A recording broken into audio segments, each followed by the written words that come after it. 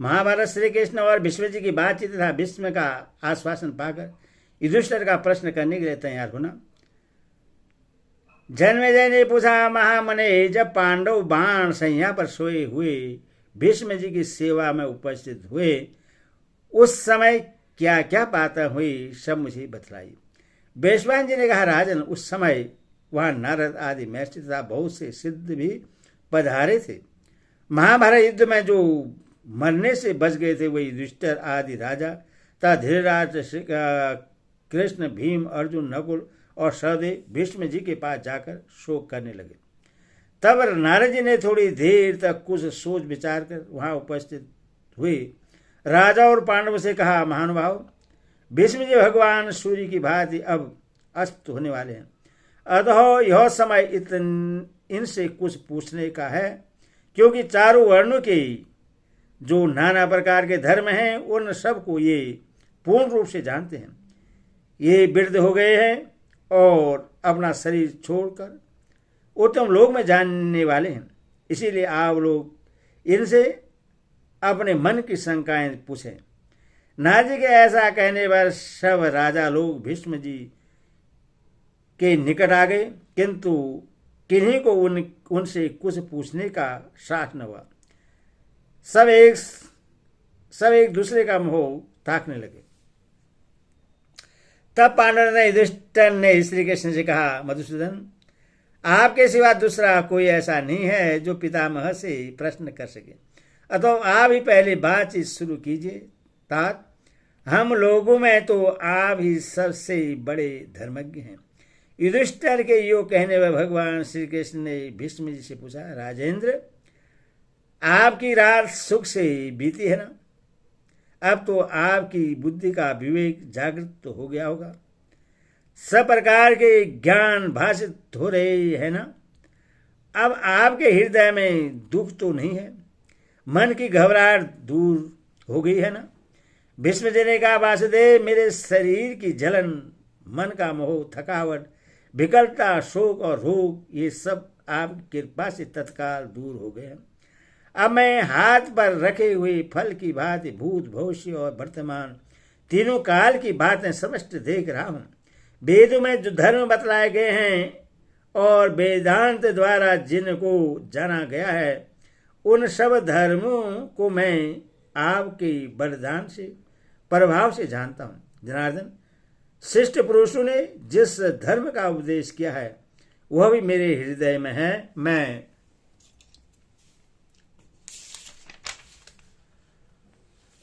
मैं देश, जाति और कुल के धर्मों से भी अपरिचित नहीं हूं। चारों आश्रम के धर्म में जो तत्व हैं वह भी मेरे मन में स्फुरित हो रहे हैं। इस समय संपूर्ण राज धर्मों को भी मैं जानता हूं। जिस विषय में जो कुछ भी कहने योग्य की बातें हैं उन सब का मैं निर्णय करूंगा। आपकी कृपा से अब मेरे मन में कल्याणमयी बुद्धि का प्रवेश हुआ है। आपके ध्यान से मेरा बल इतना बढ़ गया है कि अब मैं जवान सा हो गया हूं। आपके प्रसाद से मुझ में अब कल्याणकारी उपदेश देने की शक्ति हो गई है। तो भी मैं पूछता हूं कि आप स्वयं ही युधिष्ठिर को कल्याण का उपदेश क्यों नहीं देते? श्री कृष्ण ने कहा, भीष्म जी, यश और श्रेय की जड़ मैं ही हूं। संसार में जो भी सत असत पदार्थ है वे सब मुझसे ही उत्पन्न हुए हैं, अतः मैं तो यश से परिपूर्ण हूं ही। अब आपके यश को बढ़ाना है, इसीलिए मैंने आपको प्रचुर बुद्धि प्रदान की है। राजन, जब तक यह पृथ्वी कायम रहेगी तब तक संपूर्ण लोगों में आपकी अक्ष कीर्ति फैली रहेगी। युधिष्ठिर के पूछने पर आप जो कुछ भी उपदेश करेंगे वह वैदिक सिद्धांत की भांति इस भूमंडल में मान्य होगा। जो आपके उपदेश को प्रमाण मानकर उससे अपने जीवन में उतारेगा वह मृत्यु के बाद सब प्रकार के पुण्य का फल प्राप्त करेगा। संसार में आपके सुयश का अधिकाधिक विस्तार कैसे हो, यह सोचकर ही मैंने आपको दिव्य बुद्धि प्रदान की है। राजन, ये मरने से बचे हुए भूपाल आपके पास धर्म की जिज्ञासा से बैठे हैं। आप इन्हें उपदेश कीजिए। आपकी अवस्था सबसे बड़ी है। आपके शास्त्रों का अध्ययन और सदाचार का पालन किया है। साथ ही राजधर्म और अन्य धर्मों के भी विशेषज्ञ हैं। जन्म से लेकर आज तक किसी ने भी आप में कोई दोष नहीं देखा है। सब राजा इस बात को स्वीकार करते हैं। आप संपूर्ण धर्म के ज्ञाता हैं।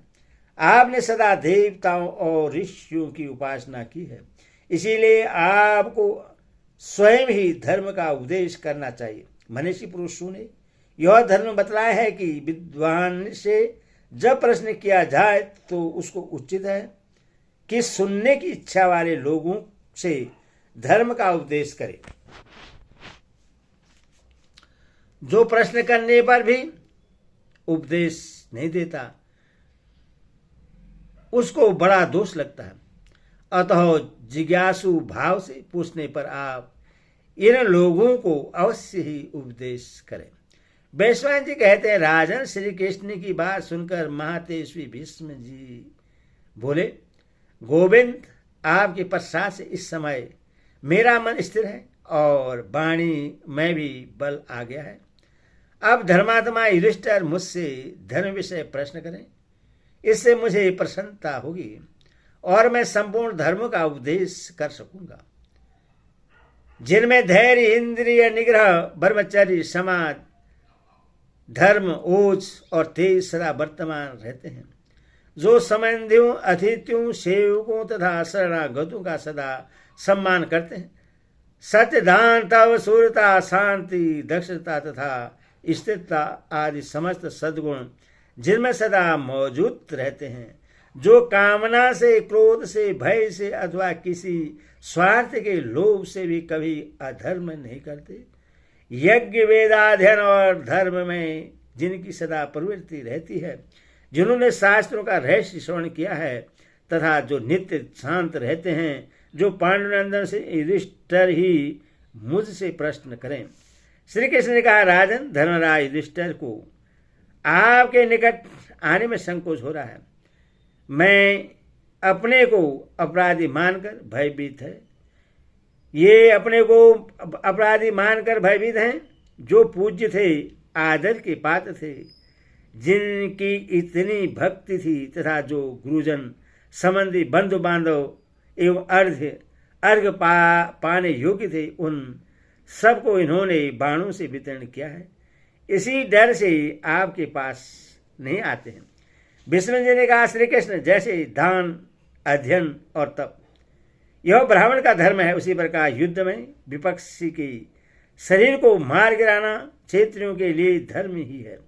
ताऊ, चाचा, बाबा, भाई, गुरु, संबंधी तथा बंधु बांधव कोई भी क्यों न हो, यदि वह असत्य के मार्ग पर चल रहा है तो युद्ध में उससे मार डालना धर्म ही है। गुरु भी यदि लोभ से फंसकर पाप का साथ देता हो और अपने नियत आचरण का त्याग कर चुका हो तो उससे भी युद्ध में मार डालना है। वह क्षेत्रीय धर्मज्ञ ही है जो लोभस धर्म को सनातन मर्यादा पर दृष्टि नहीं रखता। उसको युद्ध में मारने वाले क्षेत्रीय को धर्मज्ञ ही समझना चाहिए। युद्ध में खून की नदी बहा देने वाला क्षेत्रीय धर्मज्ञ ही है, धर्मज्ञ ही माना जाता है। संग्राम में शत्रु के ललकारने पर क्षेत्रीय के लिए लड़ना अनिवार्य हो जाता है। मनु ने कहा है कि युद्ध क्षेत्रीय के लिए धर्म का पोषक, स्वर्ग प्रदान करने वाला और लोक में यश फैलाने वाला है। भीष्म के ऐसा कहने पर धर्मनंदन युधिष्ठिर बड़ी विनय के साथ उनके पास गए और उनकी दृष्टि के सामने खड़े हो गए। फिर उनके चरणों में मस्तक झुका दिया। भीष्म ने भी आश्वासन देकर उन्हें प्रश्न किया और उनका मस्तक सुनकर कहा, बेटा बैठ जाओ, डरो मत, संकोच छोड़कर जो कुछ पूछना हो पूछो। हरि ओम तत्सद, हरि ओम तत्सद।